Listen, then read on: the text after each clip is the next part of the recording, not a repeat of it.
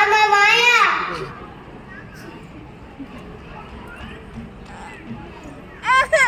இதோ வந்துட்டேன் தாத்தா. வெளியே விளையாடிக்கிட்டு இருந்தேன். வெளியே காத்தே இல்ல. அப்பா ஆக்சிஜன் மாஸ்க வச்சுக்கிட்டு விளையாடிக்கிட்டு வரதுக்குள்ள போதும்னாச்சு. ஏன் தாத்தா உங்க காலத்துல ஆக்சிஜன் மாஸ்க்னு எதுவும் இல்லையா? எங்க காலத்துல நிறைய மரம் செடி கொடி எல்லாம் இருந்துச்சு. நிறைய காத்து இருந்துச்சு. பார்த்தா அது ஒன்றும் இல்லையே. சரி வா நியூஸ் பேப்பர் படிக்கலாம். நாட்டு நடப்பையாவது தெரிஞ்சுக்கலாம்.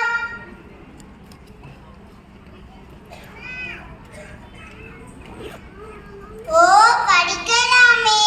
தளபதி துப்பாக்கி பார்ட் 7 படத்தில் பழம்பெரும் நடிகை சமந்தாவின் மகள் நடிப்பதாக பேப்பர்ல போட்டிருக்கு. என்னது தளபதியா? தளபதினால வேற லெவல் தானே. என்னமா சொன்ன? பழம்பெரும் நடிகை சமந்தாவா? காலத்துல சமந்தா தான் எங்க செல்ஃபி புள்ள. சரி அடுத்த நியூஸ் படிக்க போறேன் தாத்தா. இன்று இரவில் இருந்து 10,000 ரூபாய் நோட்டுகள் மாற்றம் செய்யப்படும். அடப்பாவிகளா, அத மாத்தி இத மாத்தி கடைசியில இதையும் மாத்திட்டீங்களா? தஞ்சாவூர் அருகில் விவசாயம் செய்தவர் காய்கறிகளுடன் கைந்த. ஆமா தாத்தா, இந்த காய்கறிகள் விவசாயம் அப்படின்னா என்ன தாத்தா? இப்ப உள்ள மாதிரி ஜெனரேஷன்கெல்லாம் காய்கறிகள் விவசாயம் அப்படின்னா என்னன்னு நான் சொல்லி தெரிய வேண்டியதாச்சு. இந்த மாதிரி நிலைமையாச்சு. உங்க தாத்தா நான் இருக்கேன்ல, அந்த காலத்துல விவசாயம் பத்தியும் காய்கறிகள் பத்தியும் எப்படி ஒரு சீர் பண்ணேன்னு தெரியுமா? முதல் ரோல உட்காந்து எங்க அம்மா அப்பா கேட்டுட்டாங்க. 2வது ரோல உட்காந்து எங்க ஃப்ரெண்ட்ஸ் கேட்டுட்டாங்க.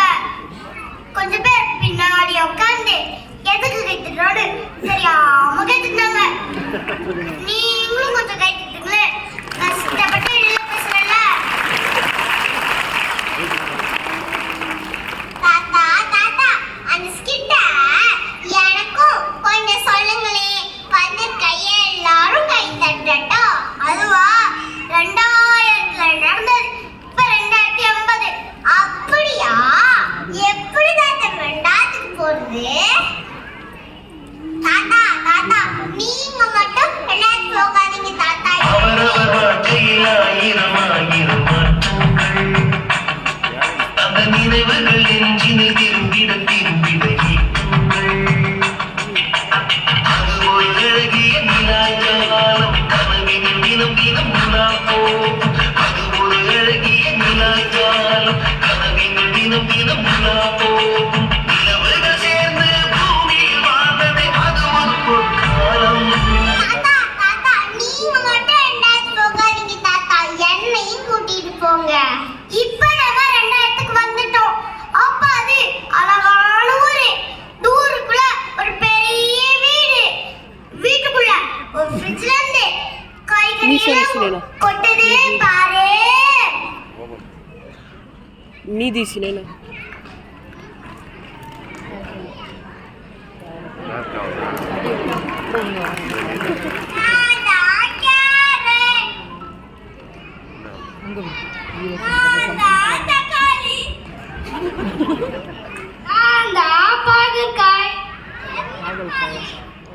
தக்காளி ரொம்ப சூடா இருக்குது. வா நம்ம ஃப்ரிட்ஜ்ல போய் ஊட்டிப்போமா? நான் வர மாட்டேன் போ. எனக்கு இங்க தான் பிடிச்சிருக்கு. ஏன்னா நான் பெங்களூர் தக்காளி.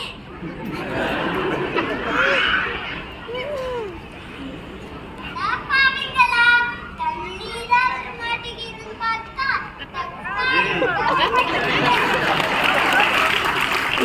அங்க பாருங்கடா, பாவக்காய் மட்டும் பாவமா இருக்குது. ஏன் பாவக்காய்? அங்கெல்லாம் ஜாலியா இருக்கா? நீ மட்டும் ஏன் சோகமா இருக்கற? ஏய், நான் பாவக்காய் இல்ல, பாகற்காய். நீ பாவக்காடா, பாவக்காய், பாவக்காய், பாவக்காய். ஏய், நீ என்ன ஒரு மாதிரி சொரசொரப்பா அருவருப்பா இருக்கற? உன்னை யார் வாங்குவாங்க? இந்த வியாதி வந்தவங்க எல்லாம் என்னத்தான் வாங்குவாங்க? நீயே ராஜாடா மாதிரிதான் இருக்கற. வியாதி, வியாதி, வியாதி. நிறுத்துங்கடா, நிறுத்துங்கடா. நம்மெல்லாம் ஒரே இதுண்டா. நம்மெல்லாம் ஒண்ணா சேர்ந்தாதான் சாம்பார். அப்போ நான் நாங்க சாம்பார்னா நீதான் சைடிஸ். ஐயா, ஜாலி, ஜாலி, ஜாலி.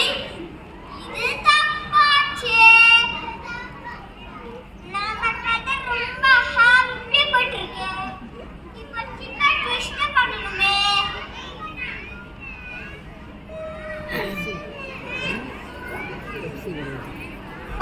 பேராசை இருக்கும். என்னைக்கும் ஆசைக்கும் பேராசைக்கும் இருக்கிற பொருள் சீக்கிரத்து பேராசை.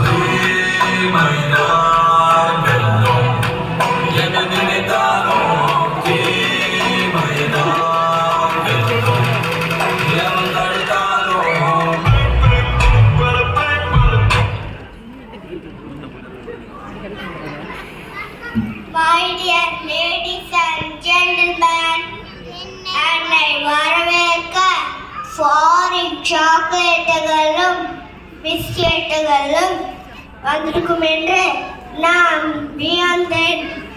என்னடா இது, ஒரே காய்கறி கூட்டம்.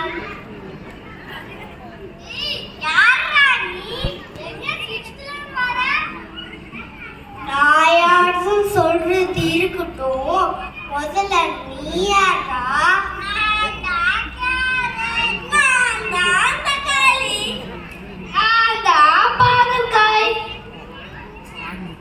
அது மனுஷன் உங்களுக்கு வச்சிருக்க பேருடா.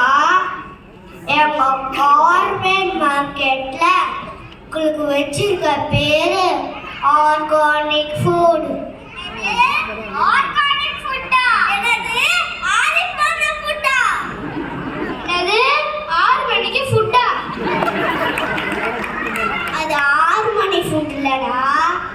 எங்க கார்ப்பரேட் மார்க்கெட்ல உங்களுக்கு வச்சிருக்க பேரு ஆர்கானிக் ஃபுட்.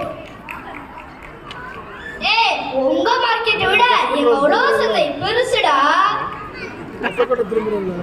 அடப்பாவிங்களா, கடை மார்க்கெட்டுக்கும் கார்ப்பரேட் மார்க்கெட்டுக்கும் வித்தியாசம் தெரியாத காய்கறி கூட்டம். நீ வந்ததிலிருந்து ரொம்ப பேசிட்டீங்க. முதல்ல நீ யாருன்னு சொல்லு.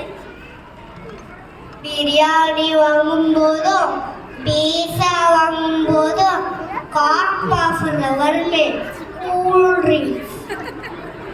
நான் யாரு தெரியுமா? ஃப்ரைட் ரைஸ் கொண்டாந்தா, வெஜிடபிள் ரைஸ் கொண்டாந்தா. ஆமா, நாங்க சத்து அதிகம். என்ன சத்து இருக்கு? பேப்பர்ல பார்க்கல? உங்களை எல்லாம் குடிச்சதுனால 5 வயசு குழந்தைக்கெல்லாம் கேன்சர் வருதான். பக்கத்து பேப்பர்ல பார்க்கல? உங்களை சாப்பிட்டா கூட தான் கேன்சர் வருதான். ஏன்னா கெமிக்கல் உரம் போடுறதுனால, அதனால தான் உங்களை சாப்பிட்டா கூட தான் கேன்சர் வருதான். ஏய், நீ என்ன சொல்ற? ஆமா, நீ தக்காளி தானே. நீ எப்படி ஒரு மாதிரி அழகா பளபளன்னு இருக்கிற? அதுவா என்னோட அழகு? அது உன்னோட அழகு இல்ல, உன் மேல பூசுற மெழுகு. ஏன்னா உன் மேல ரசாயன உரம் பூச்சிக்கொல்லி தெளிக்கிறாங்க. அதனாலதான் நீ பல இருக்கிற. போய் உங்க விவசாயி கிட்ட சொல்லுங்க, இயற்கை உரத்தை பயன்படுத்த சொல்லுங்க. ஏய், நீ ரொம்ப பேசாத. என்னோட மதிப்பு தெரியுமா உனக்கு? நீ சொல்லு, நீ 1 கிலோ எவ்வளோ? 1 கிலோ 20 ரூபாய். 2 கிலோ ஹோல்சேல் 1 கிலோ 20 ரூபாய். மார்க்கெட்ல 1 கிலோ 20 ரூபாய். ஆனா நாங்க அப்படி இல்ல. கோஸ்ல 50 ரூபாய், கேஎஃப்சில 60 ரூபாய், சினிமா தியேட்டர்ல 120 ரூபாய். ஏய், உனக்கு மட்டும் எப்படிடா இவ்ளோ விலை? டேய், நியாயமா பார்த்தா டாய்லெட் கழுவு கெமிக்கல் நானு. கிளாஸ்லயும் பாட்டிலையும் போட்டு ஸ்ட்ராவ் ஸ்டைலா போட்டு குடிச்சுக்கிட்டு செல்ஃபி எடுக்கிறாங்க.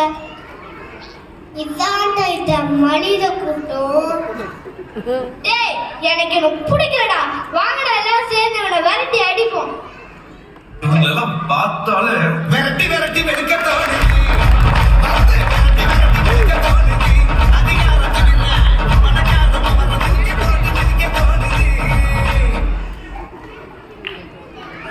அப்பா, நல்ல வேலை அவனை அடிச்சுட்டு அடிச்சிட்டான். வாங்க, வெளியே போட்டு காத்தா அரடப்போம்.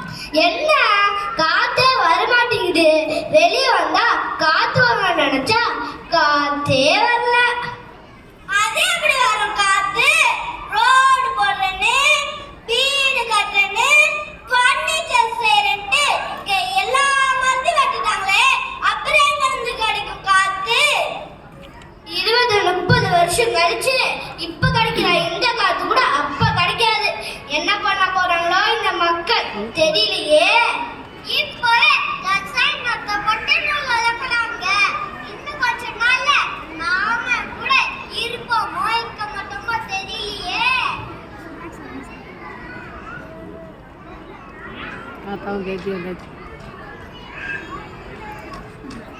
இப்படிதான் விவசாயம் பத்தியும் காய்கறிகள் பத்தியும் ஒரு ஸ்கிட் போட்டோம்.